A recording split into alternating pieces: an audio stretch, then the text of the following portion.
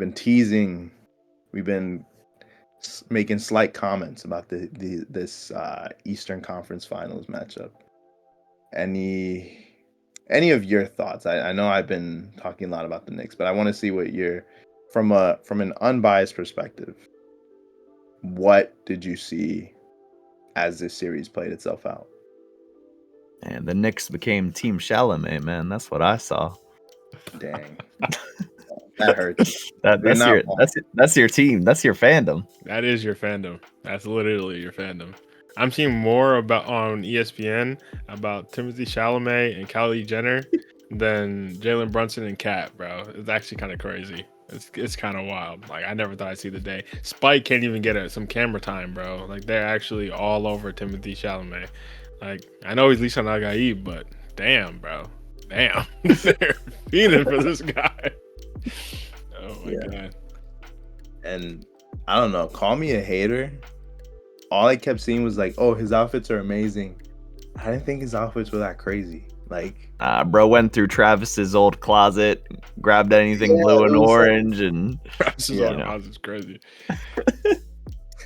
It was just like chrome hearts and like some Tims, which I get that's kind of the style right now, but like I don't know, a lot of those outfits I just did not understand, and maybe I'm just not fit for the fashion world. But nah, man, just blue and orange looks nasty together. I think like for a fit, it just doesn't look good. Like orange and blue sky, orange and blue sky. I won't agree with that, man.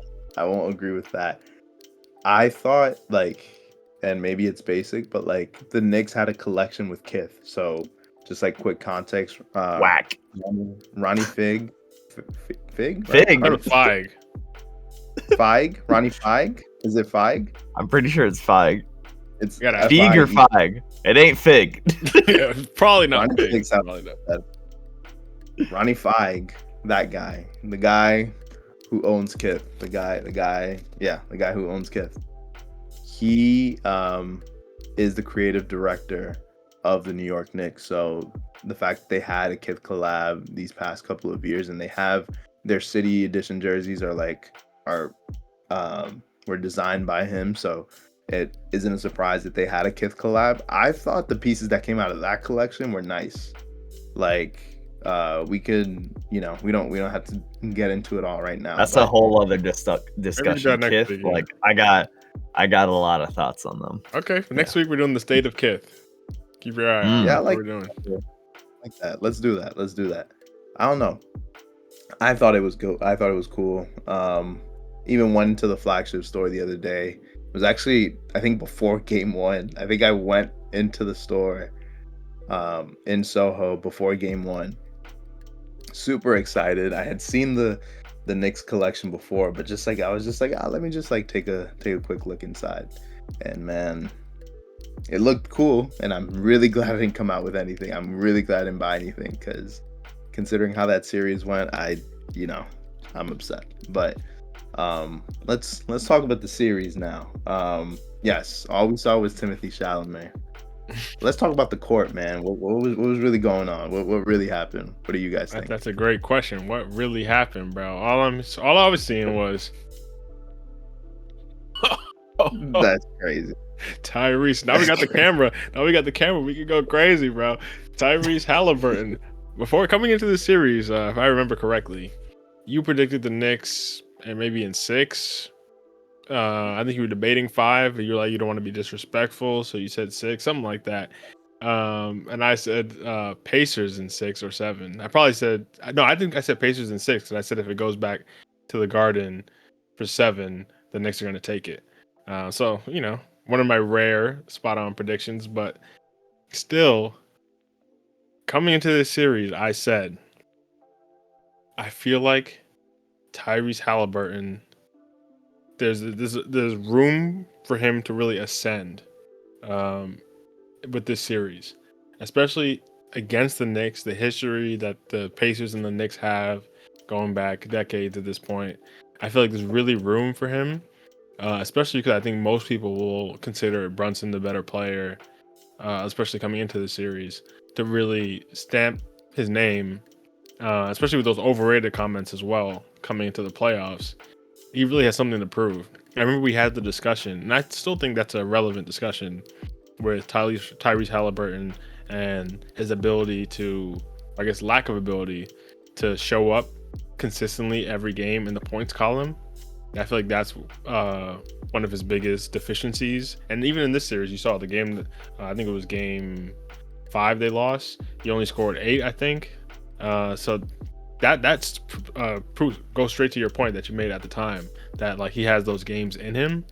But for me, Halliburton, and I don't want to just talk about Halliburton, to be fair, because it really was a group effort from the Pacers, especially that was the game 1 was the big comeback where I think I forget his Naismith who was making those crazy Naismith was making like I don't remember how many threes in a row, bro. He went absolutely ballistic, lost his mind. I thought I was seeing Tracy McGrady reincarnated for a second there, bro. It was crazy. I knew you were absolutely boiling. I had to text you at the time. I was laughing. Oh my god, it was so funny. But that, to be fair, you can't say that was all Halliburton, but the team really came back there. But Halliburton himself, for me, he's not a player that can be completely contained by the points column. Like his game, especially because he's a point guard, I feel like in the last 10 years, we've seen so many of these hybrid point guards who are really 2 guards, but they just bring the ball up the court. So we're like calling them point guards, but then you see James Harden on the, like when he's on the Rockets. James Harden, of course, is a shooting guard, but really in a lot of those scenarios, especially before Chris Paul was there, he is effectively the point guard on that team, but he's also dropping 35 a night. So I feel like the perception around point guards, Russell Westbrook became the triple-double monster and all these kind of things, was like the point guard is going to have to drop 25 a night minimum to be on a certain level. And I feel like Halliburton is bringing back a more traditional style of point guard play. Of course, he can still shoot and do other things as well, but I feel like his playmaking and his effect on the game, even if he's not scoring, just the way teams have to defend because of his vision, to me, that's what I was most impressed by. Even though, and he had the big games too. He had the 30-point games, all that. He had the clutch shot that really could have been a game winner and ended up sending it to overtime. But still, just the fact that he made that shot in that scenario, when like I remember I was watching that game live, and I think maybe like 30 seconds, maybe a minute before that, Jalen Brunson's like over on the sideline. I think it was Frazier he was hugging up on the side. I forget exactly who he was hugging up on the sideline. Some Knicks veteran. That he was like, they were like gas on the side, like, yeah, we took game 1 in the Garden. They were like hugging on the sideline. And I was like, bro, what is this, bro? Like the game's not over. And then literally 2 minutes later, send it to overtime and complete collapse, absolute collapse from the Knicks. And then I think that just set the tone for the series. I never thought after that game the Knicks were really in it. And that sounds crazy because there were a lot of close games and it went 6 games in the end. So you can say at the end of the day, it was a close series. But for me, there's something about one, momentum, and 2, when teams go up like 3-1, even if it goes 6, I never feel like, oh, they're this close. Oh, they can do it. They can do it. I always feel like those teams that are up, especially when they hit 3-1, they kind of take their foot off the gas a little early. So you don't see like that same hunger that means that they probably could have got them out of there in a gentleman's sweep or less potentially. Like the Thunder weren't playing around.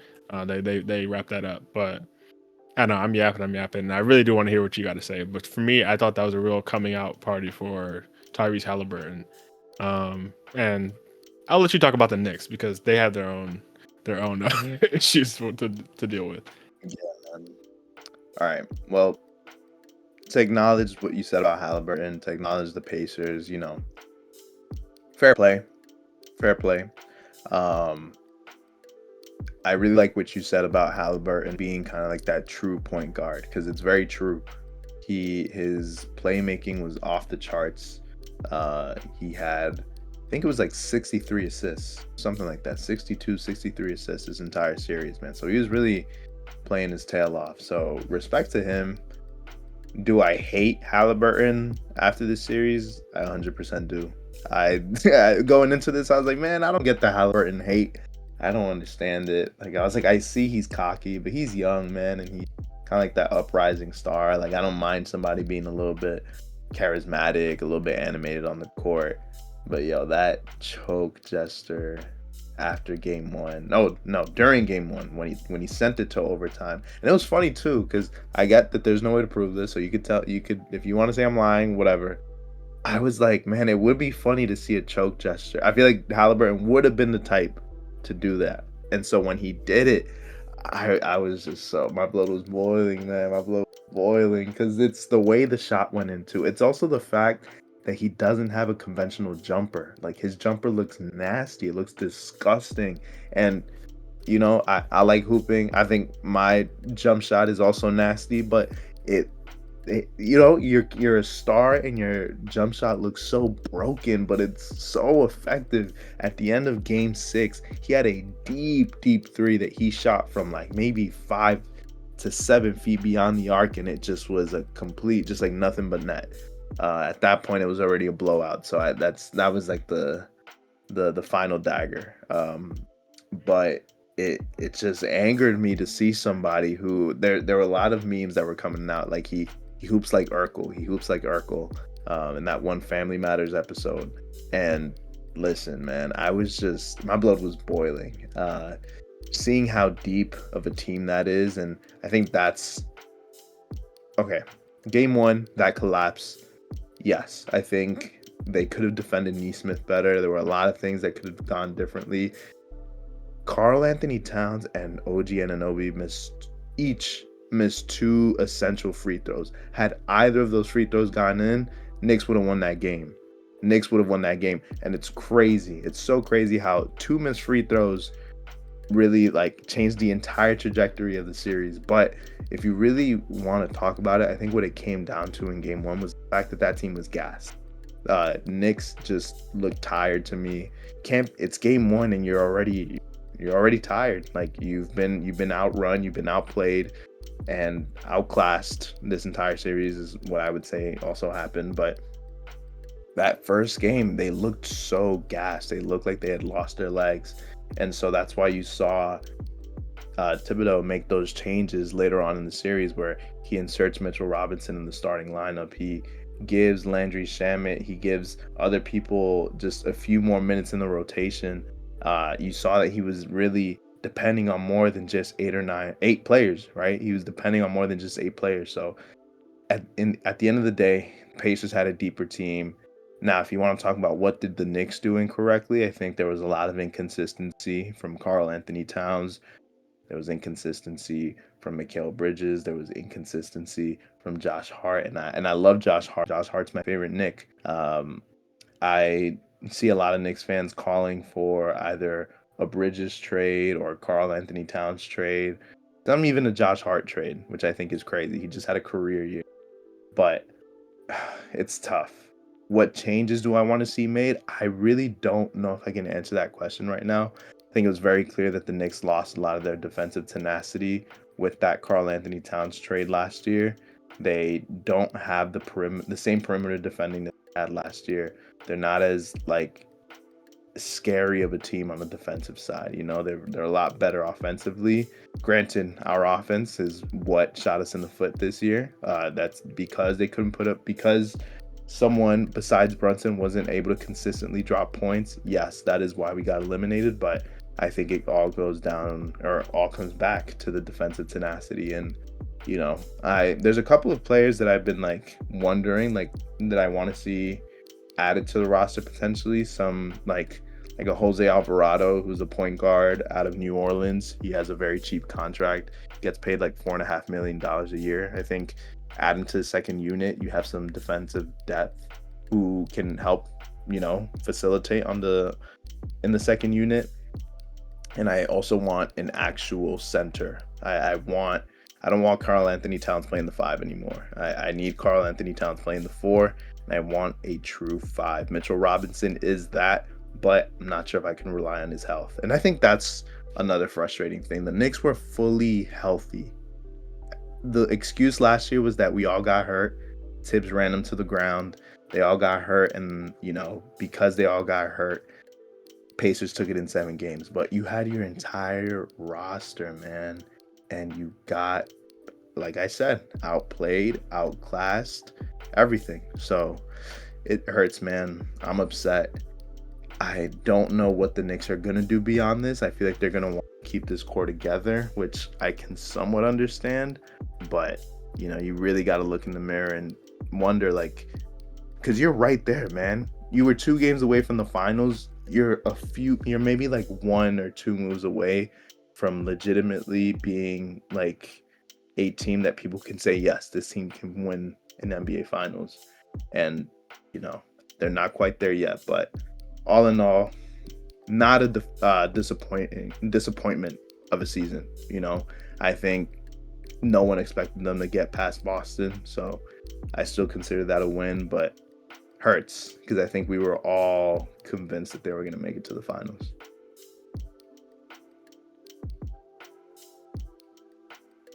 Who was we though? Knicks fans? No. I think Knicks there fans? were. Kylie?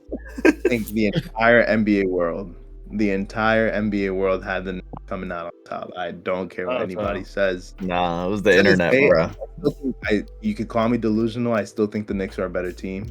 I think they got out. Like I said, they just got outplayed and outclassed, which you could say about the Boston series. But it hurts, man, because that really should be us, man. That really should be us. Outside looking in. Game 7. What's up? I said always on the outside looking in. The nearly men, man. You're just the nearly men. It's not okay, quite man. There. Listen. This was, I will say, I had not felt this type of happiness as a basketball fan ever, bro. Melo never took us this far. So am I supposed to be mad right now? Yes. Am I? 100%. But I also got to look in the mirror and realize, listen, 12-year-old me, bro, middle school me would have never, we really wanted this so bad. And back in that, like, during the Knicks, the Carmelo Anthony, Stoudemire, Chandler, J.R. Smith Knicks, they got bounced by Indiana too. What's up? I said Linsanity. Nah, Linsanity was like a little bit before that. But Linsanity was maybe like a year before that. Best time. No. Knicks were like an 8th seed that year. No, but the vibes were crazy. I'm not even a Knicks fan, bro. The vibes were. That was like a 12 game stretch though. That was like a 10 to 12 game. I went to a game in that stretch, and the vibes in MSG were just off the charts. But yeah, continue. I cut you off. I agree. I believe it. But the thing about the fact that Carmelo could not take the Knicks this far, and now we have Jalen Brunson, and we're gonna have this core and this nucleus for a few years. That's a little bit encouraging. I think you can figure out some chemistry issues.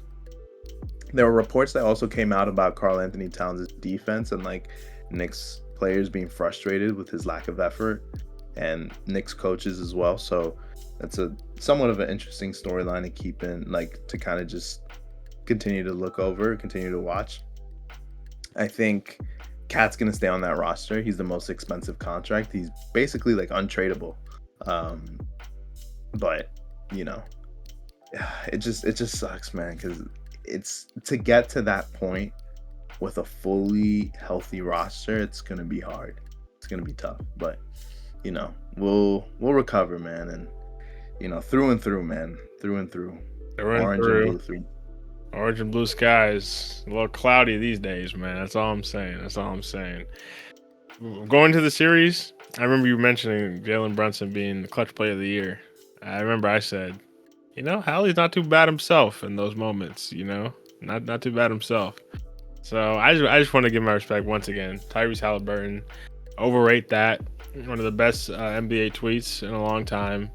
You got to respect him. The finals, I know we might get into that. I don't know how much further this run's going to go.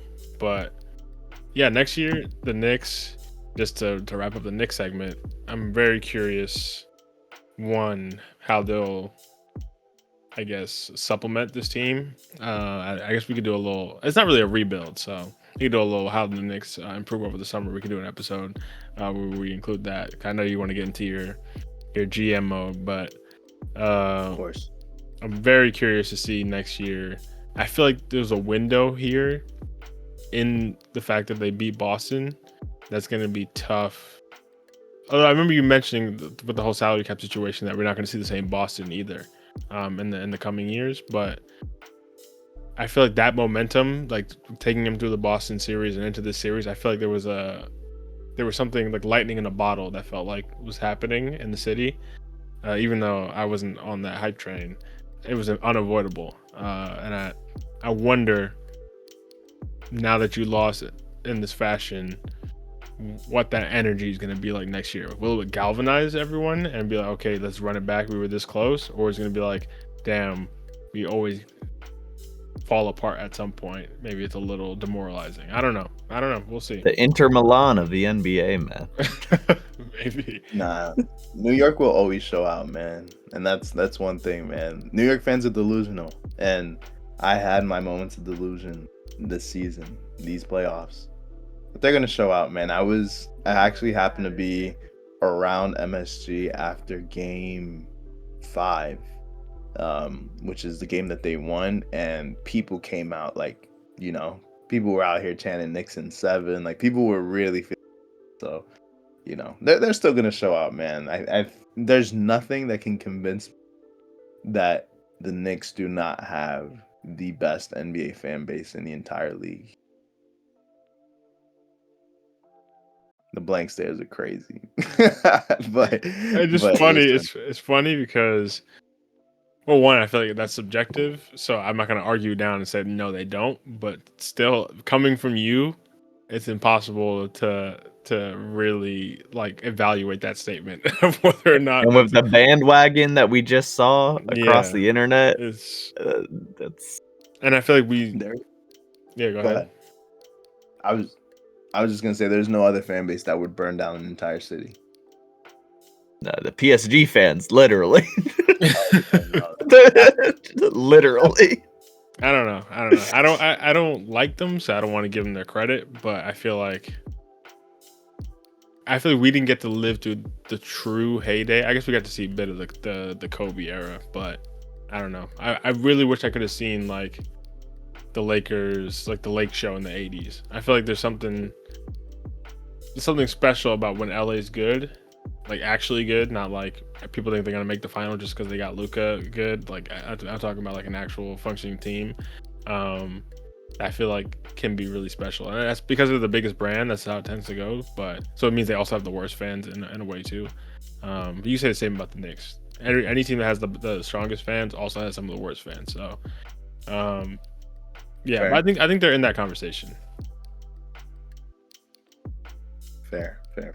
Knicks fans, had we won the 2020 championship, had we won the NBA bubble championship, nobody would have cared about the COVID protocols, bro. LA was quiet after they won that shit. There's also Mickey Mouse, though. Like, it don't matter. Mickey Mouse ring, man. Knicks fans would have showed up to Orlando, man. They would have shown up to Orlando and partied with the players themselves. But, you're saying the Knicks have the dumbest fan base, is what you're saying. That can also align, man. Okay. Those also go hand in hand, and that's okay. You ever seen the MSG prices, man? Insane. Yeah, there's a reason I actually why don't know. What have they been? Well, these playoffs, the cheapest ticket was like, at least for this past series, it was like $612 for like nosebleed seats. It was insane, and they were sold out, bro. Sold out. You gotta be on crack. Absolutely. That is absolutely correct. $612. That's it. That far behind Timothy Chalamet, whatever his name is. Hell no, bro. I got to be right behind him if I'm paying that kind of money, man. Seat comes with a Kylie. I'm saying something, man. I got to be hugging Spike after the game if I'm paying that kind of money. Yeah. Ben Stiller got to put me part in of his next film production or something. Yeah, Ben Stiller. Severance season 3, bro. I got to make a cameo, bro. Something for that kind of money.